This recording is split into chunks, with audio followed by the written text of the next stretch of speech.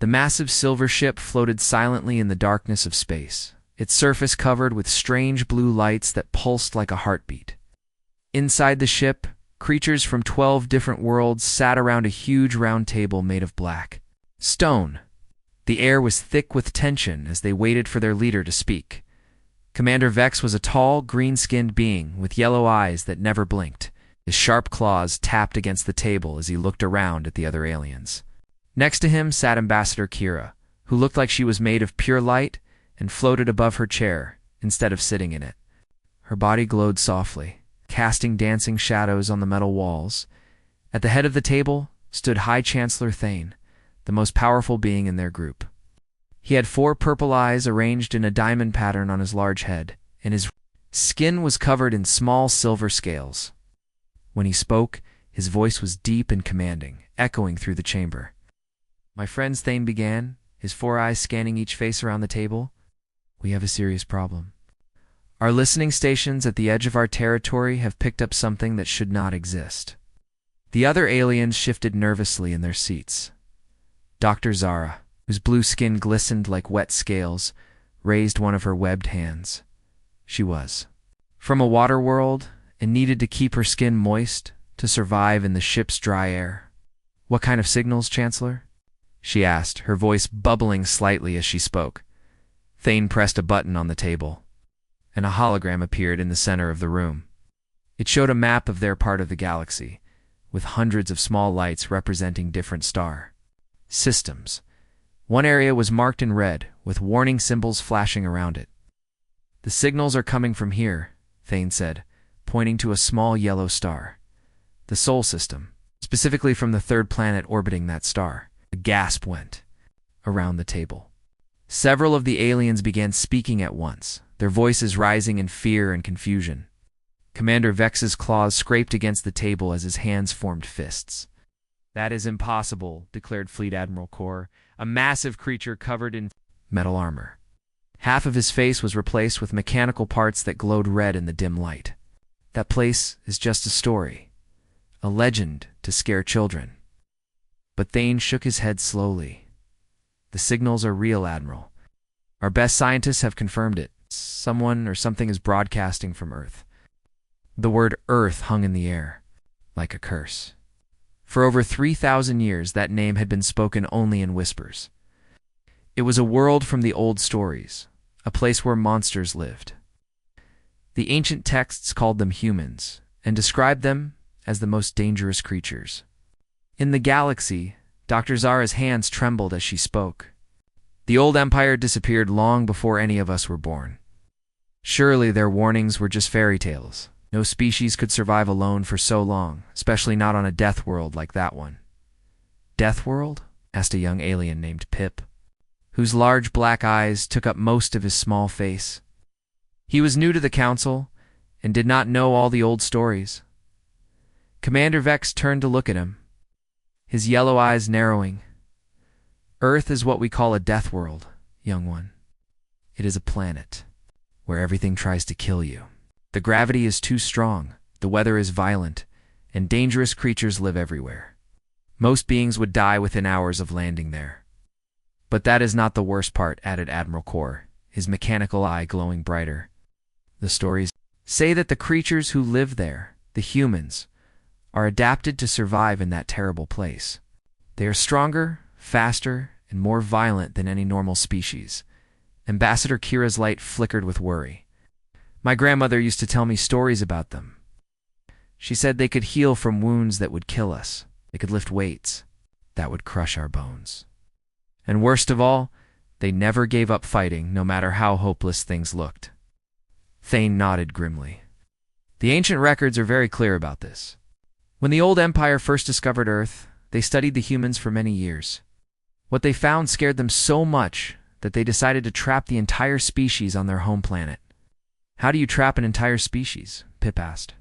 "They built a barrier around the Sol system," Thane explained.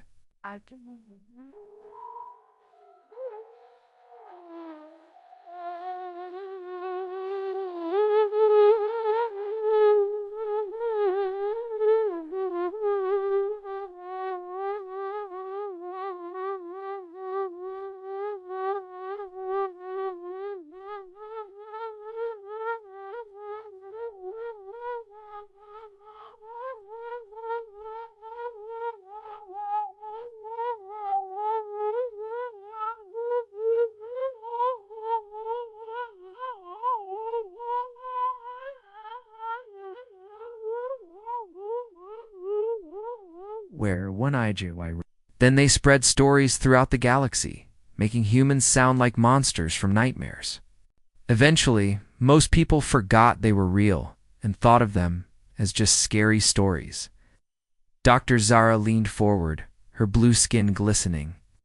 But if they were trapped, how are we getting signals from them now? Before Thane could answer, the doors to the chamber burst open. A young technician ran in, his face pale with fear. He was breathing hard and could barely speak. Chancellors, admirals, ... He gasped, trying to catch his breath. You need to see this. The monitoring station at Kepler Colony just sent an emergency message. Thane's 4 eyes focused on the technician like laser beams. What kind of message? The technician's voice shook as he spoke. Ships, sir. Lots of them. They appeared out of hyperspace near the colony. Colonists say they look like nothing in our databases. And sir, ... He paused, swallowing hard. They are broadcasting identification signals that claim to be from Earth. The chamber fell completely silent. The only sound was the soft humming of the ship's engines and the frightened breathing of the aliens around the table. Commander Vex's claws had left deep scratches in the black stone table. Admiral Kor was the first to speak, his voice barely above a whisper. How many ships? 37 confirmed contacts, Admiral. They appear to be different types. Some look like warships, others like cargo vessels. The colonists are requesting immediate assistance. Thane closed his 4 eyes and took a deep breath. When he opened them again, his expression was grim. Send a message to all fleet commanders in the region. Tell them to gather their forces at Kepler Colony immediately. Sir? The technician asked, confused. Are we going to attack them? We are going to find out if the old stories are true, Thane replied. If these really are humans, then the greatest threat our galaxy has ever known has just broken free from their prison. As the technician ran to send the messages, the aliens around the table sat in stunned silence. Each of them was thinking about the same thing, the bedtime stories. Their parents had told them about the terrible creatures from the death world called Earth. Dr. Zara was remembering her grandmother's words. The humans are not evil, child. They are just too good at surviving. They adapt to anything, overcome everything, and never stop trying to win. That is what makes them so scary. Commander Vex was thinking about the ancient warning carved into stone in his people's most sacred temple. Beware the ones who walk upright on 2 legs, for they know not the meaning of surrender.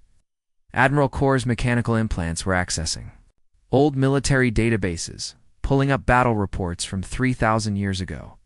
The records showed that every time the old empire had fought humans, the humans had found new ways to win, even when they should have lost.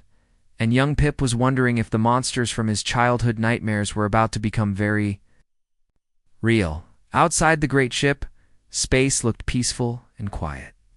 Stars twinkled in the distance like tiny diamonds. But somewhere out there, moving through the darkness between worlds, ships from Earth were carrying their crews toward a meeting that would change the galaxy forever.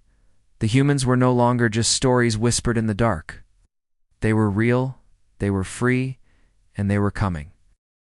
Captain Jake Morrison stood on the bridge of his ship, looking out at the stars through the large window in front of him. The ship was called the Horizon, and it was one of 37 vessels from Earth that had traveled farther from home than any human had ever gone before. Jake was a tall man with short brown hair and kind blue eyes, but right now, those eyes were filled with worry. Captain, we are getting close to the planet, said Lieutenant Lisa Park, from her position at the communications station. She was a young woman with black hair tied back in a neat ponytail. Her fingers moved quickly over the glowing buttons and screens in front of her, as the computers say we should be able to see it soon. Jake nodded and walked over to stand behind her chair. Good work, Lisa. This is it, everyone. After 2 years of traveling through space, we are finally going to see our new home. The planet they were approaching was called Kepler 44b, but the colonists had already started calling it New Eden. It was supposed to be perfect for human life, the clean air, fresh water, and land suitable for farming. The surveys done by robot ships had shown no signs of intelligent life, which meant the humans could build their colony without worrying about disturbing anyone else. Captain, called out Lieutenant Ben Carter from the weapons control station. He was a short, stocky man with red hair and freckles covering his face. I am reading something strange on my screens. There are objects in space near the planet, but they were not there a few minutes ago. Jake frowned and walked over to look. At Ben's screen, the display showed dozens of small dots surrounding their destination. Are those asteroids? He asked. No, sir, Ben replied, his voice getting higher with excitement. They look like ships. Really big ships.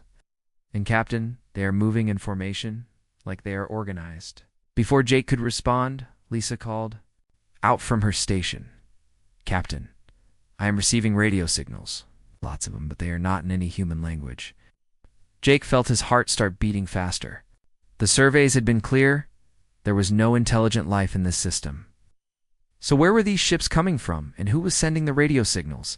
Can you translate what they are saying? Yes, Lisa. I am trying, sir. The computer is working on it now.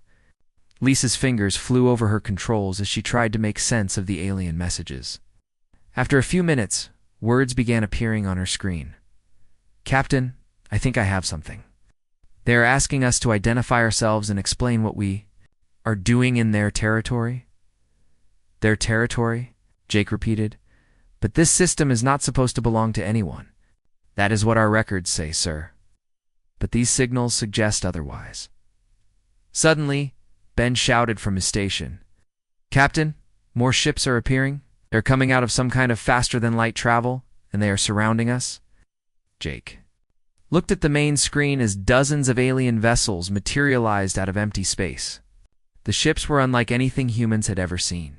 They were long and curved, with smooth surfaces that seemed to glow with their own light. Some were small and fast-looking, while others were massive and covered with what looked like weapons. Is not good, Jake muttered under his breath. Then he raised his voice so everyone on the bridge could hear him. All stations, stay calm. We are going to handle this like professionals. A new voice came through the ship's speakers, speaking in heavily accented English that the computers had translated from the alien language. Unknown vessels. This is Admiral Kor of the Draknari Defense Force. You are trespassing and protected. Space. Identify yourselves immediately, or we will destroy you. Jake straightened his uniform and walked to the center of the bridge. Open a channel, Lisa. Channel open, sir. Oh. This is Captain Jake Morrison of the Earth Defense Force vessel Horizon. We represent a colonization fleet from the planet Earth. We claim this system under the colonial expansion. Treaty of 2387. We mean no harm to anyone, and only wish to establish a peaceful settlement on the fourth planet of this system. There was a long silence. Jake could hear his own heartbeat in his ears as he waited for a response. Finally, Admiral Kor's voice came back, but now it sounded different. There was something in it that Jake had not heard before. Fear. Did you say Earth? The alien admiral asked slowly. As in the third planet of the Sol system, the world where humans live? That is correct, Jake replied, confused by the strange reaction. We are humans from Earth, and we are here to start a new colony. Another long silence followed. Jake looked around at his crew, seeing the same confusion on their faces that he felt. Why would the mention of Earth cause such a reaction? When Admiral Kor spoke again, his voice was filled with what sounded like terror. This is impossible. Humans are not real. You are myths, ancient stories. You cannot exist. Jake blinked in surprise. Admiral, I can assure you that we are very real. We are standing right here talking to you. Perhaps we can meet in person and discuss this situation peacefully. Peacefully? Admiral Kor's laugh was a harsh, frightening sound that made several of Jake's crew members step back from their stations. Ancient records say that your species knows only war and destruction. You are the monsters from the old stories, the ones who were locked away to protect the galaxy. Jake felt a chill run down his spine. Admiral, I think there has been some kind of misunderstanding. We are explorers and colonists, not monsters. We have never met your people before, so how could we have done anything to harm you? The warnings have been passed down for 3,000 years, Admiral Kor replied. Your kind was contained on your death world to prevent you from spreading across the galaxy like a plague. If you have somehow escaped, then it is our duty to finish what our ancestors started. Ben Carter looked up from his weapons station, his face pale. Captain, their ships are powering up weapons. Really big weapons. Jake felt sweat form on his forehead. This first contact was going terribly wrong, and he was not sure how to fix it. Admiral Core, please listen to me. Whatever your ancestors told you about humans, we can prove that we are not the monsters you think we are. Give us a chance to show you who we really are. The records are clear, Admiral Core said coldly. Humans are too dangerous to be allowed to spread beyond their home world. Your very existence threatens every peaceful species in the galaxy. Stand down your ships and surrender, or we will destroy you all. Jake looked around at his crew. Lisa was staring at her screen in shock. Ben was gripping his controls so tightly that his knuckles were white. The other officers were looking too, him for orders, trusting him to get them out of this impossible situation. Captain, whispered Lisa, what are we going to do? There are over 100 alien ships out there, and they all have bigger weapons than we do. Jake took a deep breath and made a decision that would change everything.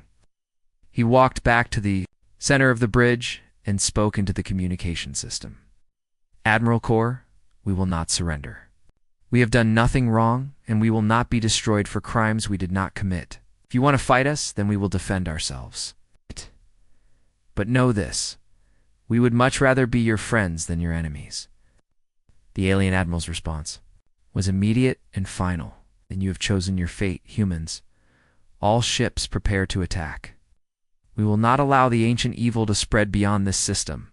As Jake watched the alien weapons charging up with deadly energy, he realized that humanity's first meeting with alien life was about to become a battle for survival.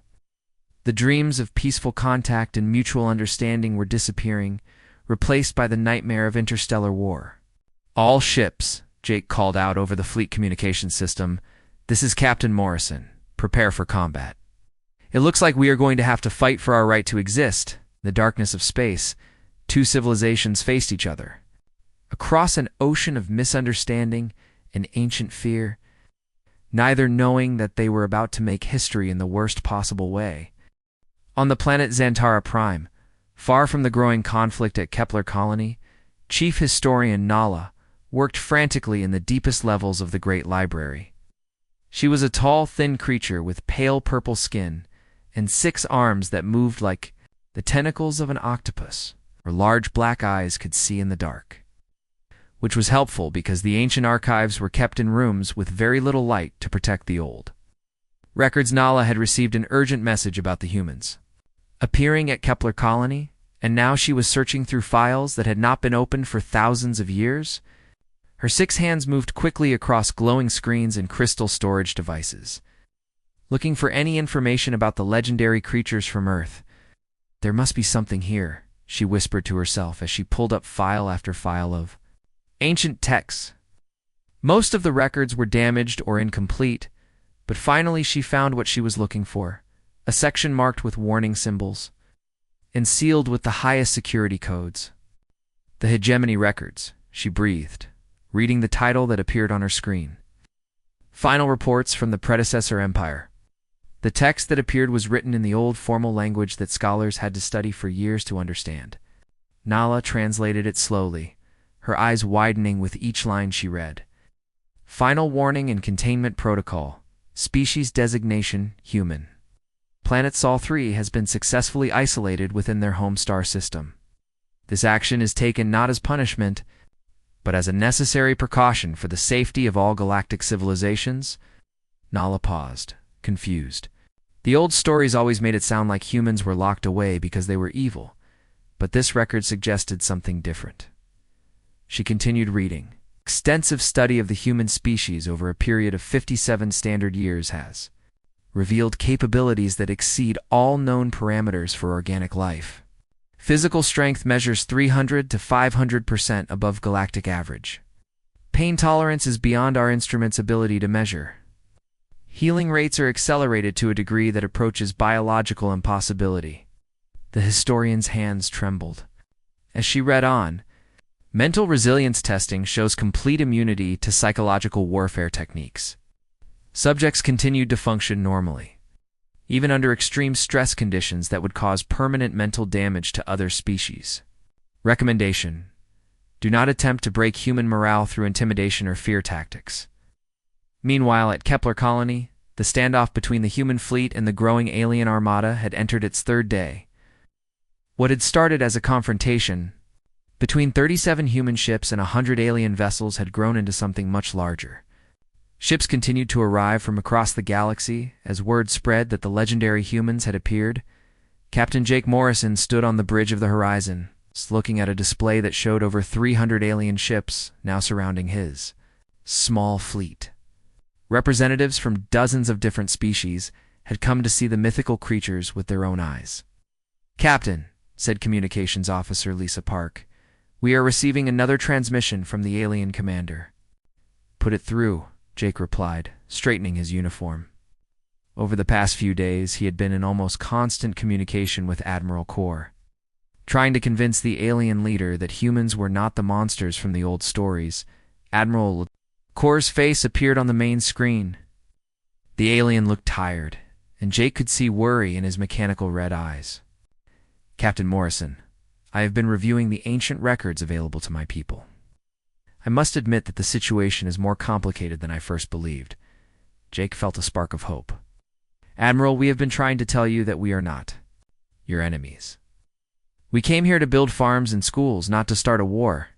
"Perhaps," Admiral Kor said slowly, "the problem is not what you intend to do, Captain. The problem is what you are capable of doing."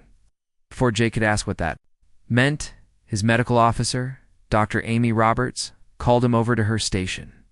She was a middle-aged woman with gray hair and kind eyes, and she had been treating the minor injuries from the few small skirmishes that had occurred during the standoff.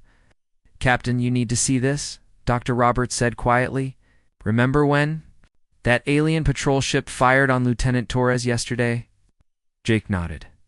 "Yes, their weapon hit him in the shoulder. How is he doing? That is the thing, sir. He's completely healed. No scar, no pain, nothing.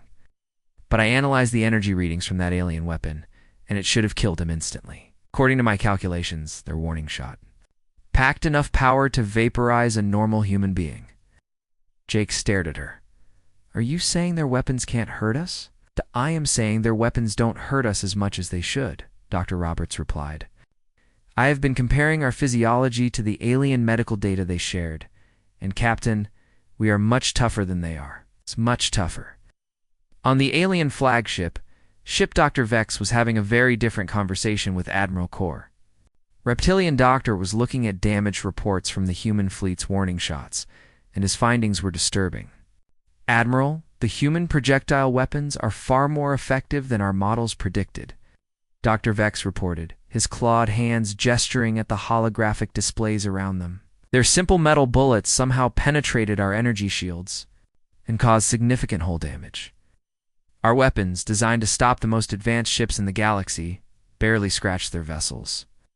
Admiral Kor studied the tactical data with growing concern. "Doctor, I want you to run a complete biological analysis of the human ships. Use our most advanced sensors. I need to know exactly what we are dealing with." The results that came back an hour later confirmed the Admiral's worst fears. The humans were not just real, they were exactly as dangerous as the ancient warnings had claimed. "Sir," Dr. Vex said, his voice shaking. The scans show that these humans are operating in an environment that would kill most of our crews within minutes. The gravity on their ships is twice what we consider normal. The atmospheric pressure would crush our lungs. The oxygen concentration is so high, it would be toxic to most species." "And they live in these conditions naturally?" Admiral Kor asked. "Worse, sir. According to the scans, these conditions are comfortable for them. They are not wearing any protective equipment. This is their normal environment." Back in the ancient archives, historian Nala had found more disturbing records. The files described human behavior during the original contact with the predecessor empire, and the results were both impressive and terrifying. Combat evaluation. Human military units demonstrated unprecedented adaptability under fire.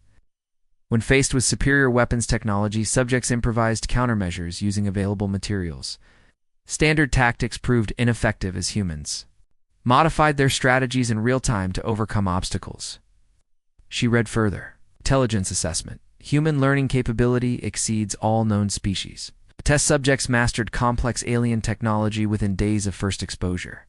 Warning: do not underestimate human ability to understand and replicate advanced systems. The most disturbing entry was at the end of the file.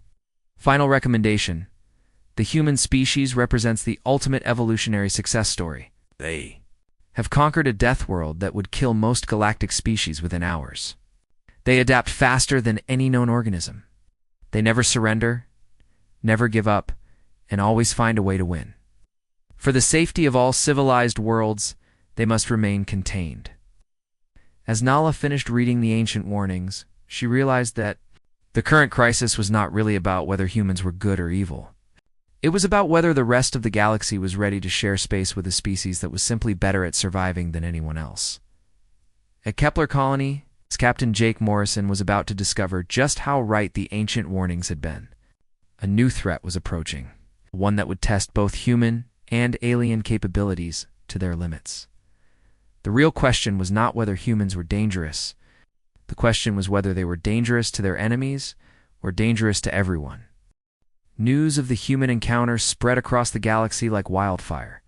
On 1,000 different worlds, alien leaders who had spent their entire lives believing that humans were just scary bedtime stories suddenly found themselves scrambling to dust off ancient emergency plans that their ancestors had hoped would never be needed. On the water world of Aquatica, the Nereid Council met in their great underwater dome. Dr. Zara swam nervously in circles as she read reports from Kepler Colony. On her waterproof datapad, "The genetic scans confirm it," she announced to her fellow council members. "These are definitely the creatures from the old warnings. Their DNA matches the samples that the predecessor empire stored in their archives." Across the galaxy on the DSE, desert planet Scorpia, Commander Vex was having an emergency meeting with his military advisors. His yellow eyes glowed with worry as he studied tactical reports. "Our weapons analysts have reviewed the combat data from Kepler Colony," he said, his claws scraping against his metal desk.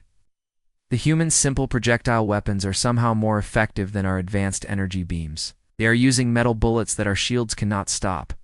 Meanwhile, on the crystal world of Lumina, Ambassador Kira's light form flickered with anxiety as she spoke to her people's high command. "The historical records were not exaggerating," she said, her voice carrying the sound of wind chimes. "These humans heal from injuries that would kill us. They operate in environmental conditions that would be torture for most species. And worst of all, they learn our technology faster than we can understand theirs." At Kepler Colony, Captain Jake Morrison was beginning to understand just how much trouble his people were in. The number of alien ships surrounding his fleet had grown to over 400, representing species from across the known galaxy. But instead of attacking, most of them seemed content to simply watch and study the humans like scientists observing dangerous animals in a zoo. "Captain," said Communications. "Officer Lisa Park, we are receiving a priority transmission from Earth Command." The familiar face of Admiral Kate Barnes appeared on the main screen. She was a stern-looking woman with short gray hair and sharp green eyes that missed nothing. Jake had served under her for 5 years and had never seen her look as worried as she did now. "Captain Morrison," Admiral Barnes began, "I hope you understand the gravity of your situation. Our deep space monitoring stations have detected massive fleet movements throughout your region of space. It appears that your arrival has triggered some kind of galaxy-wide alert." Jake nodded grimly. "Yes, ma'am. We're currently surrounded by over 400 alien vessels from at least 30 different species. They seem to believe that we are some kind of ancient threat that their ancestors warned them about." Admiral Barnes leaned forward in her chair. "Captain, we have been analyzing the alien transmissions that you forwarded to us. Our xenolinguistics team has made some disturbing discoveries. It appears that humanity was deliberately isolated 3,000 years ago by a galactic empire that no longer exists. The current civilizations inherited their fear of us without fully understanding the reasons why." "What does that mean for us, Admiral?" Jake asked. "It means, Captain, that you are not just first contact ambassadors anymore. You are representatives of a species that the galaxy has been taught to fear for 3 millennia. Every move you make, every word you speak, will determine whether humanity is welcomed into galactic civilization or whether we find ourselves at war with half the galaxy. On the bridge of his flagship, Admiral Kor was receiving similarly troubling news from his intelligence division. Lieutenant Commander Hex, an insect-like being with 4 arms and compound eyes, approached with a datapad filled with historical analysis. Admiral, our research team has completed their review of the ancient archives, Hex reported, his voice buzzing like a swarm of bees. The findings are ... unexpected. It's plain, Admiral Kor commanded, his mechanical eye focusing on the report. The humans were not contained because they were evil or aggressive. They were contained because they were too successful. The predecessor empire studied them for decades and concluded that humanity's rate of adaptation and technological advancement posed a threat to the existing galactic order. Admiral Kor's scaled features twisted into a frown. Are you saying they were imprisoned for being too good at survival? In essence, yes, sir. The records showed that within 50 years of first contact, humans had learned to replicate most predecessor technology. Then 100 years, they were improving upon. The Empire became concerned that humanity would eventually surpass all other species and dominate the galaxy through sheer competence rather than conquest. As if to prove the point, the human fleet had been quietly demonstrating exactly the kind of rapid adaptation that had worried the ancient empire. Chief Engineer Danny Walsh, a young man with messy brown hair and oil-stained overalls, approached Captain Jake with a tablet full of technical schematics. Captain, I have some interesting news, Danny said, his eyes bright with excitement. I have been analyzing the alien ships with our passive sensors, and I think I understand how their faster-than-light engines work. Jake stared at the engineer in disbelief. You reverse-engineered alien technology just by looking at it. Well, the basic principles anyway, Danny replied with a shrug. Their design is actually more complicated than it needs to be. It could probably build a better version using simpler components. Dr. Amy Roberts, who had been listening to the conversation, stepped forward with her own report. Captain, the biological analysis of our alien visitors is equally revealing. I have been studying their medical data, and it turns out that most of them are much more fragile than we initially thought. What do you mean? Jake asked. Sir, the average alien in this fleet would consider the gravity on Earth to be crushing. The atmospheric pressure in our ships would collapse their lungs. Even our normal body temperature would give most of them severe burns. We are not just tougher than they expected. We are tougher than they thought was possible. Across the fleet, similar discoveries were being made. Human tactical officers were developing countermeasures for alien weapons systems. After studying them for only a few hours, human mechanics were improving their own ship's efficiency by copying alien engineering techniques. Human linguists were learning alien languages faster than the aliens. Could adapt to human communication methods. Even the human civilians were proving to be surprisingly capable. Farmer Bill Henderson had figured out how to modify the colonies. Agricultural equipment to work in the different gravity of the new planet. Teacher Susan Clark had developed a communication system using pictures and gestures that allowed her to talk with alien diplomats who did not speak any human languages. Even 12-year-old Tommy Wilson had impressed the aliens by solving a complex mathematical puzzle that their computers had been working on for days. Admiral Kor watched all of this through his ship's sensors. And with each passing hour, his understanding of the situation grew more troubling. The humans were not trying to show off or intimidate anyone. They were simply being themselves, and their natural abilities were exactly as impressive as the ancient warnings had claimed. Commander Hex, he said finally, I want you to send a message to the Galactic Council. Tell them that the ancient protocols may need to be revised, sir, Hex asked, confused. The old Empire was right to be concerned about human capabilities, Admiral Kor explained. But they made one critical error in their assessment. What error, sir? Admiral Kor looked at the human fleet on his tactical display, and for the first time since the crisis began, he smiled. They assumed that being too good at survival was a bad thing. They never considered the possibility that having humans as allies might be exactly what the galaxy needs. As if summoned by his words, proximity alarms began blaring throughout the alien fleet. New contacts were appearing on the edge of the system, ships that did not belong to any known species, moving with hostile intent toward both the human and alien vessels. The ancient enemy had returned, and both humans and aliens were about to discover whether the old warnings about Earth's children were a curse or a blessing. The standoff at Kepler Colony had lasted for weeks when everything changed in a matter of minutes.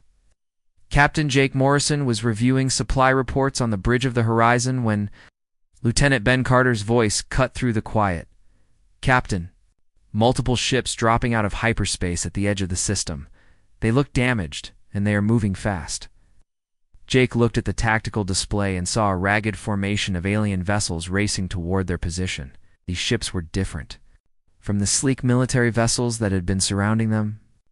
They were clearly civilian craft transports, cargo haulers, and passenger ships, and all of them showed signs of severe battle damage. "Captain," Communications Officer Lisa Park called out, "We are receiving an emergency broadcast from the incoming fleet." "Put it through," Jake ordered. A new alien voice filled the bridge, speaking in broken, panicked words that the translation computer struggled to process. "This is Fleet Commander Yara of the Helian Republic. Any ships in this system, please? Respond. We have refugees aboard and require immediate assistance. The Void Hunters have returned to our sector." Jake felt a chill run down his spine. He had never heard of Void Hunters, but the fear in the alien commander's voice was unmistakable. He looked over at Admiral Kor's ship and saw that the alien fleet was already moving into defensive positions. A moment later, Admiral Kor's face appeared on the communication screen, and Jake could see genuine terror in the alien commander's mechanical red eyes. "Captain Morrison, I am declaring an immediate ceasefire between our forces. The Void Hunters are an ancient enemy that threatens all organic life in the galaxy. If they have awakened from their dormancy, then every living being in this system is in mortal danger." "What are Void Hunters?" Jake asked. "Machine intelligences from the time before recorded history," Admiral Kor replied quickly. "They consume entire star systems, breaking down matter into pure energy to feed their endless expansion. They have been sleeping for over 500 years, but if they are active again, then nowhere in the galaxy is safe." Jake made a decision that would echo through galactic history. "All human vessels, this is Captain Morrison, are going to help those refugees. Prepare for humanitarian assistance operations." Captain Lieutenant Carter protested, "We are still surrounded by hostile alien forces. If we move to help the refugees, we will be vulnerable to attack." Jake looked at his tactical officer with calm determination. "Ben, if we are going to be judged by the galaxy, let us be judged for helping people in need, not for standing by while innocents die." What happened next would become the stuff of legends throughout known space. The human colonization fleet, outnumbered 15-1 and facing technology they barely understood, somehow managed to coordinate a rescue operation that saved over 1 million alien refugees, while simultaneously preparing defenses against an enemy that had terrorized the galaxy for millennia. Dr. Amy Roberts found herself treating injuries on alien species she had never seen before. Working with human medical supplies and improvised equipment, she managed to stabilize patients whose biology was completely different from anything in human medical textbooks. When her human anesthetics proved useless on alien nervous systems, she developed new techniques using electrical stimulation and pressure points. "How are you doing this?" asked Dr. Zara of the Nereid Commonwealth as she watched. Amy successfully performed surgery on a crystal-based life form using nothing but basic human tools and creative thinking. "I am figuring it out as I go," Amy replied, not looking up from her patient. "Their biology is different, but the basic principles of trauma medicine are the same. Stop the bleeding, support the vital systems, and give the body time to heal itself."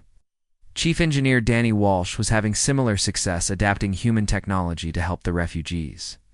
When the alien transport ships ran out of power, he drew human fusion reactors to provide emergency energy. When their life support systems failed, they modified human atmospheric processors to work with dozens of different alien breathing requirements. This should not be possible, muttered Chief Engineer Hax from one of the alien military ships as he watched Danny solve complex technical problems with spare parts and determination. Our best engineers need specialized equipment and detailed manuals to perform these modifications. Your engineers are probably smarter than me, Danny replied while rewiring an alien computer system. But human engineers are taught to make things work with whatever we have available. Call it improvisation.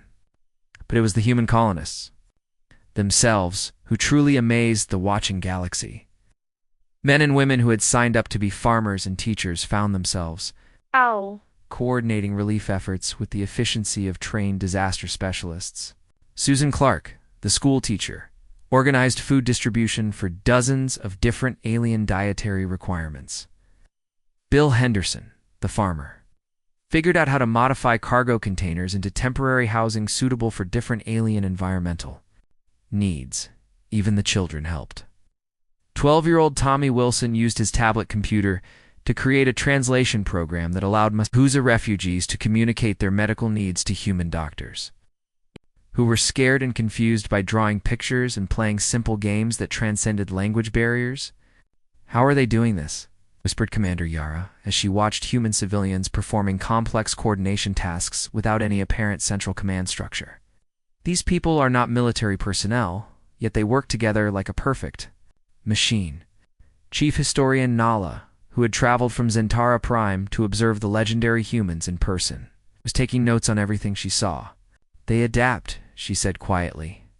The ancient records were accurate. Humans do not just learn new skills. They evolve in real time to meet whatever challenge they face. The most impressive moment came when the Void Hunter advanced scouts finally arrived.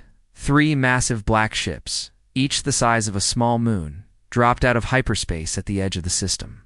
Their surfaces were covered with weapons that crackled with dark energy, and their mere presence seemed to make space itself feel colder. "All ships prepare for combat," Admiral Kor broadcast to the combined human and alien fleet.